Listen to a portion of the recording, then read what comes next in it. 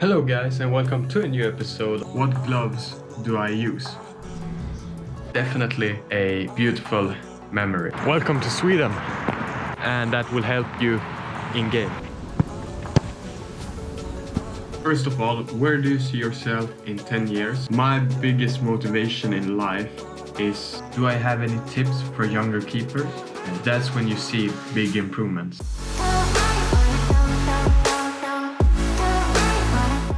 Hello guys and welcome to a new episode of The Grinding Road. In today's episode, I will be answering a few of your questions that you asked on the last episode. I didn't get a lot of questions, but I will definitely answer those that I got. I don't know if you can hear, but I have actually been sick. I had a fever. I started to feel a little bit better yesterday. Therefore, I have finally found some energy to record this. Anyway, let's get right into the first question. So, to the first question of the video. Jack Armstrong is wondering, what gloves do I use? So, during autumn, I have been using 3 types of gloves. I have used the Zeros when I train with the team or at school or just normal goalkeeping training. I believe they have helped me a lot. Go check out the review I did for a few months ago if you want to know more about. Then of course I am wearing latex gloves for games. However, the day before a game I usually wear these gloves, which is a Callier glove, and it is the Power Light series with a negative cut because that's what I prefer. I use them for games. Then when I switched to a new match glove, I used these for trainings, but then I bought the Zeros. Therefore, I have only used a pink Callier the day before a game. And lastly, the game gloves. Exactly the same as the other Callier, just a different colorway. One training glove, one latex training glove, and a game glove. Anyway, let's go down to the gym and do a gym session before the next question.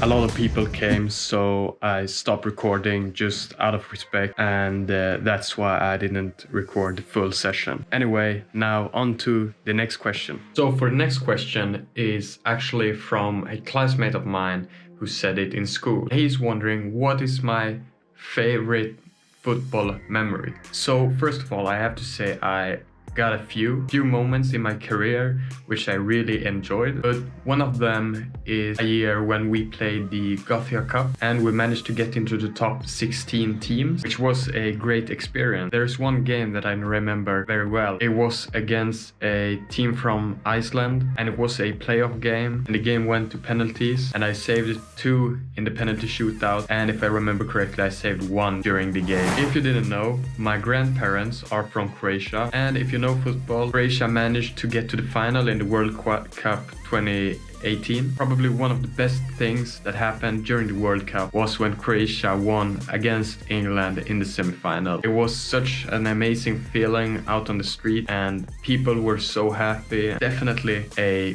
beautiful memory. Anyway, I will be answering the next question down at the pitch.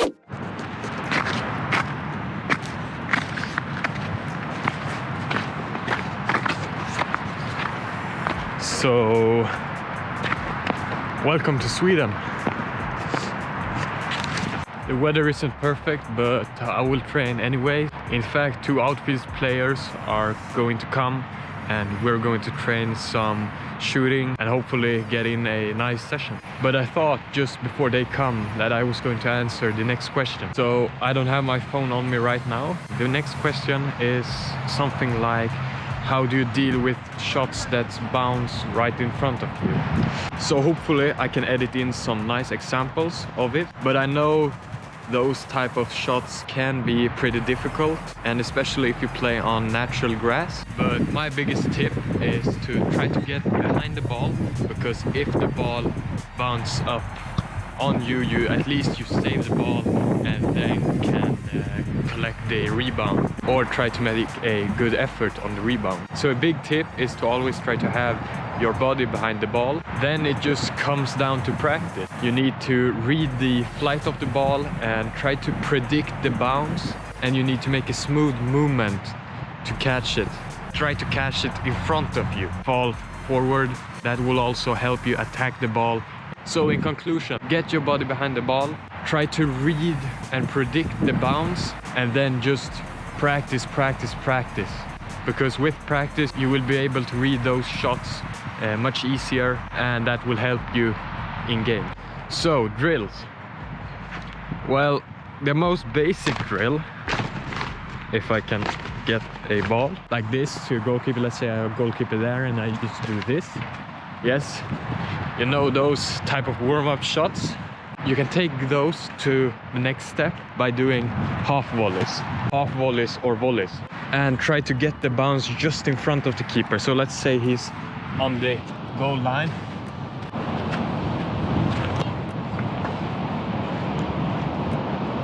And you can take this type of serve into any exercise. Instead of doing just normal shots on goal, you can make volleys, you can make half volleys, just to make it a bit more difficult and get the shots where it bounces just in front of you. So yeah, I hope that's a great answer.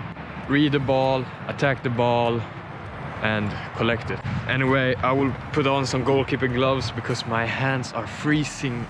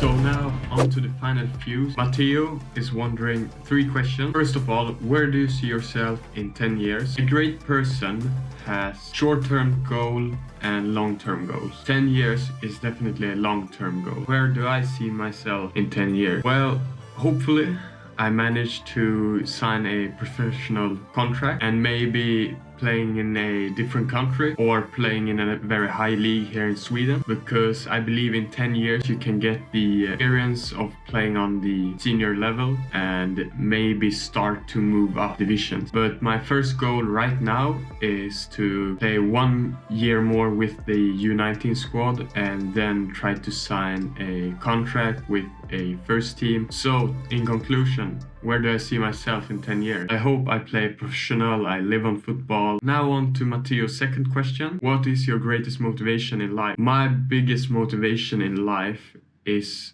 to be better than I was yesterday. And that's why I do the extra drills. That's why I train a bit more. I need to if I want to improve and be able to look back when I'm older and say I gave everything I got out on the pitch. Now on to his last question. What is something that you want to improve next season? I haven't really set my goals yet. Before every season I like to set goals, statistical goals. So one thing I have worked a lot with the last 2 years is my distribution with my right foot, and lately I've been trying to improve my weak foot as well. So that's definitely something I want to improve more for the upcoming season. Pass a long ball with my left foot with a bit more accuracy, improve the side volley even more to get the flat trajectory, and then of course keep on improving on the basics, make the basics a little bit better every day. Now on to the last question of the video. Chris is wondering,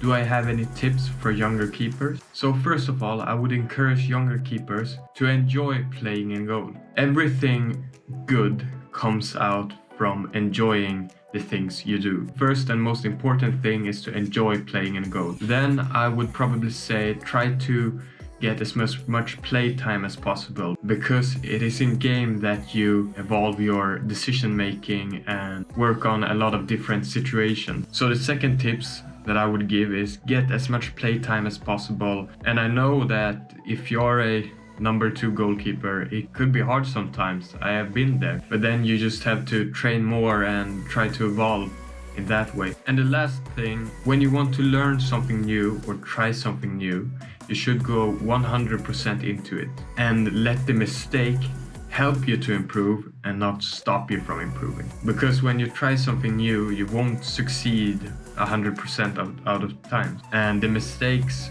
will come, and therefore I want to encourage younger keepers to let the mistake help you and not stop you. When you eventually push forward and push through, that's when you see big improvements. Let's say you work on your side volleys and you scoop 5 into the ground, then that should be a motivational factor to why you would like to work on it even more. So in conclusion, the last tip is to improve and try new things as much as possible, and always strive to get better day by day. That's about it for today, guys. I made this episode as a thank you to you guys. It was a way for me to thank you for all of your support this year, because this YouTube channel is to, yes, inspire people, but also document my journey, and your support this year have been fantastic. So I wanted to thank you, and here's a short edit of all of your nice comments.